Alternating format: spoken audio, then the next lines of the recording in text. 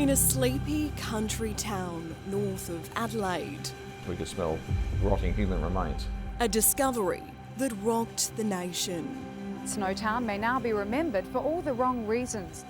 and would forever link this tiny community with the worst serial killings in Australia's history. You figure you're rather safe out here, but it's obviously not the case. This is certainly one of the most complex, tragic and quite horrific matters that we've had to deal with. 6 barrels inside an abandoned bank vault stuffed with human body parts. 3 men are in custody charged with murder. 11 victims killed by a group of men under the spell of a twisted mastermind, John Bunting. He's one of the most evil people in Australian history. The victims' families left behind still haunted decades on. It's had a very hard impact on my life. I've never grown up with a big brother that I can talk to, a big brother that I can go to. Now, after 26 years behind bars, the youngest of the sadistic serial killer pack, James Vlasakis, is set to be released. I think he's genuinely remorseful. We don't believe he is a risk to the community. He's going to have the freedom to see his family, to see his loved ones, to make friends. Where's the freedom with the victims, you know? They're never going to be able to do that.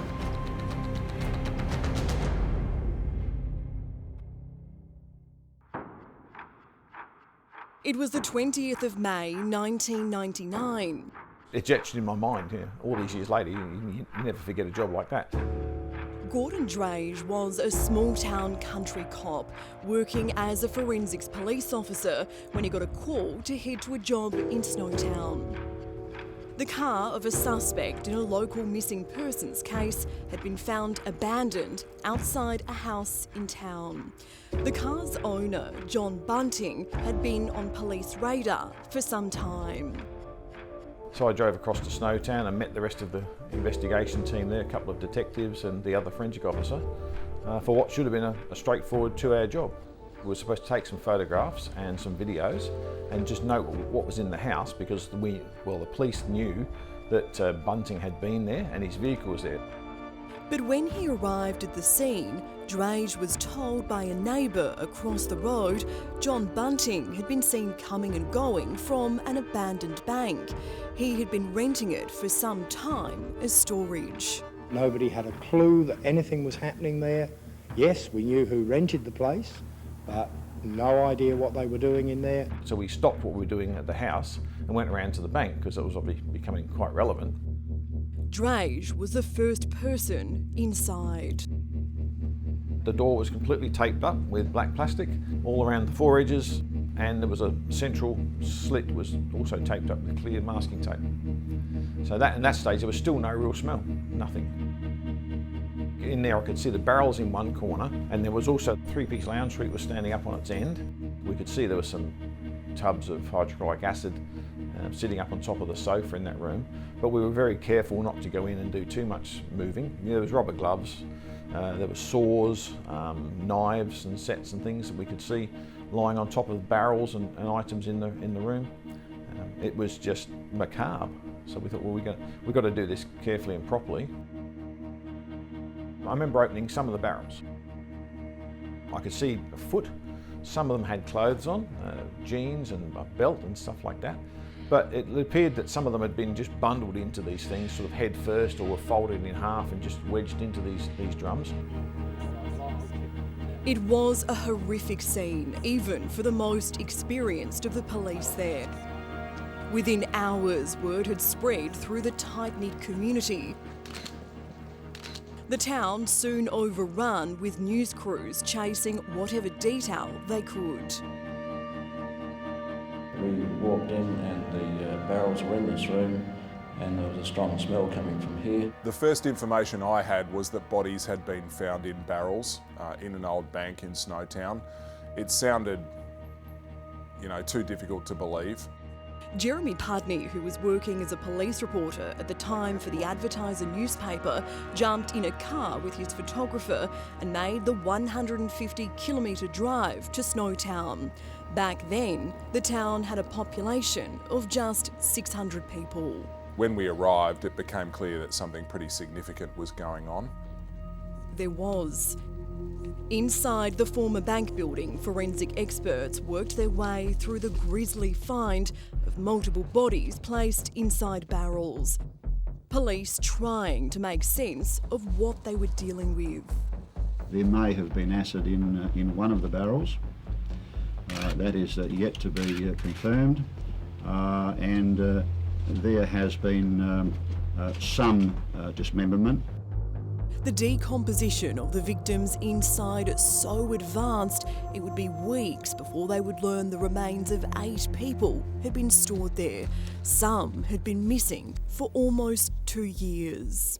Given the stage of the investigation and the tremendous amount of information we have and will get in the future, it's impossible to absolutely rule out that as to whether or not there'll be more bodies. Police weren't really expecting at first the scale of what they found, and certainly the locals there in the beginning had believed it was some kind of drug bust or drug discovery, and only over the coming days did they and the rest of South Australia get a sense of what had been uncovered. Absolutely devastated, shattered, surprised, alarmed.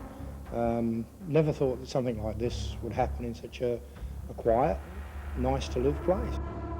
Although not yet known who the victims were or how many, detectives had already been conducting a year-long inquiry into the disappearance of multiple people in the region. They'd had their eye on a group of men closely linked to those missing: John Bunting, Robert Wagner and Mark Hayden. The day after police made the grisly discovery in the old bank vault, the trio were all charged with the murders. And it was only the beginning of the horror. This afternoon, police turned their attention to this backyard in Adelaide's north. Every day there seemed to be a new turn in the case, because even though police had been investigating this series of missing people for a long time, they discovered more bodies than they had missing persons files. Over the next few days, 2 more bodies were discovered in the backyard of a former home of one of the accused, John Bunting. The amount of bodies and the level of perhaps depravity and the torture that took place. And we're not just talking about an act of anger where someone will kill somebody in a fit of passion perhaps, but this was calculated, planned and executed over a number of years. So it's quite sickening. On the 2nd of June, a young man by the name of James Vlasakis was also arrested in relation to the crimes. He was just 19 years old. John Bunting was his stepfather. John Bunting appears on the scene as the new partner of his mother, and he poisoned his mind and then eventually coerced him into taking part in 4 of the murders. And James Vlasakis really felt as though he had no choice, and that if he didn't take part, he would be the next person chosen from the circle of people around them. Pudney would go on to write the definitive account of the case in his book Snowtown. I think John Bunting was someone who not only preyed on the weak and vulnerable, but actively tried to involve other people in his crimes and succeeded in doing so. And not only did he murder or orchestrate the murder of 11 people, and many of them were tortured, he enjoyed it and he enjoyed the killing. He's one of the most evil people in Australian history. In the end, it was discovered that the crimes had been committed over a span of 7 years between 1992 and 1999. 11 people in total tortured and killed, 8 bodies found in the barrels. The majority of the victims either family or friends of the killers. The Crown said the killers knew their victims and chose them for a reason. Bunting and Wagner suspected about half of them were pedophiles. Others simply knew too much about murders that had already occurred. It started off It was their weird way of trying to rid the world of people they thought were a little different, a little weird. They thought they were child molesters and things, but a lot of that was not true, and those people were killed because they were able to get their Centrelink money and things in the end. The killers cashed in on their victims' welfare payments of around $85,000 and forced them to record proof of life messages to their loved ones. They were used in phone messages to make their families believe they were still alive.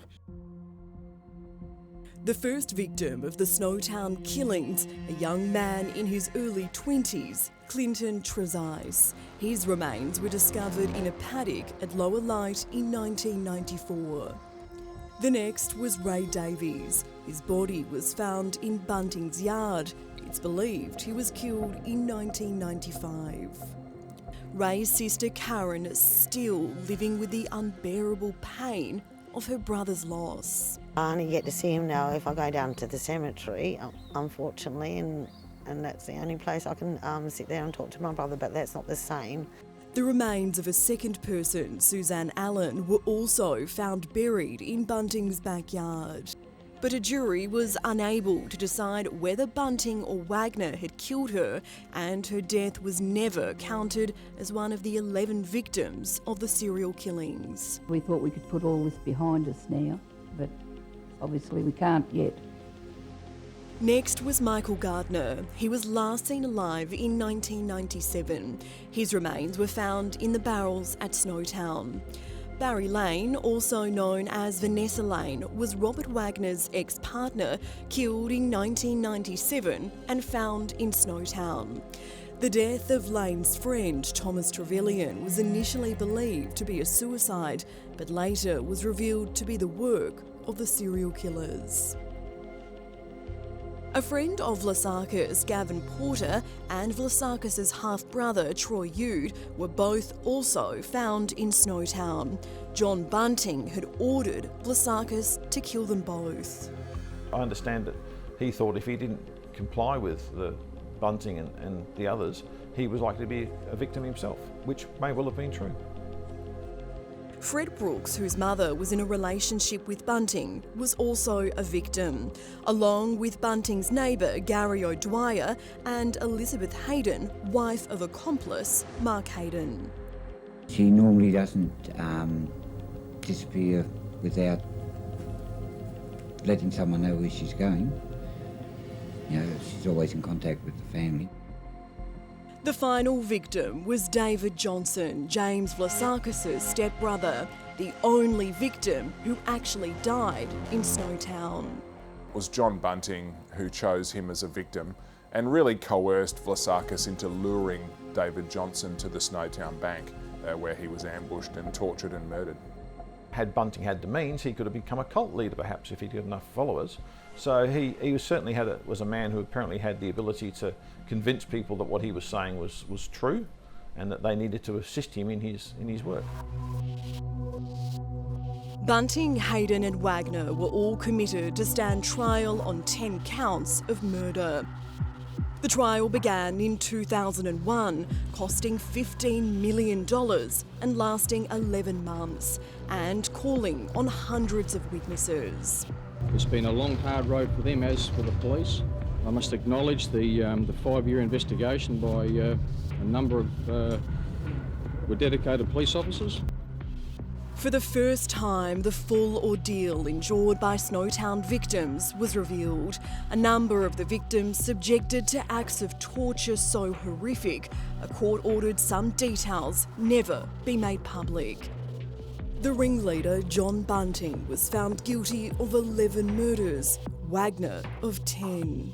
With Australia's worst ever serial killers both sentenced to life imprisonment. Certainly I'm very elated today. The sun is shining out there. It is quite a feeling of relief and maybe it will help with the closure. When James Vlasakis was arrested, he confessed to his crimes and turned on the two older men. In return, he was offered anonymity in prison for his own protection, the media banned from ever showing his face. 22-year-old Vlasakis openly wept as he read his statement in court. he turned to face the families of his victims, saying he was sorry for causing so much pain and suffering. Nothing I can ever say will justify the terrible way these people were viciously murdered. No one could ever deserve what happened to them. I believe he was quite instrumental in helping us piece together some of the older murders in particular. And of course his involvement was to lure the final victim, David Johnson, to the bank. The biggest incentive for Vlasakis to talk was the promise that 26 years into his life sentence, he would be eligible for parole. Now that time has elapsed and it's decided he's behaved well enough in prison for parole to be granted. From our perception, we have to look at whether or not he presents a risk to the community, and in our assessment he does not.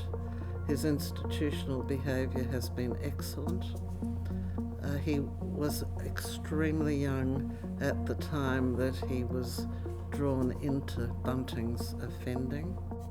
The head of South Australia's Parole Board, Francis Nelson, says that as a young teen, Vlasakis became entangled in a murderous web and was under Bunting's spell.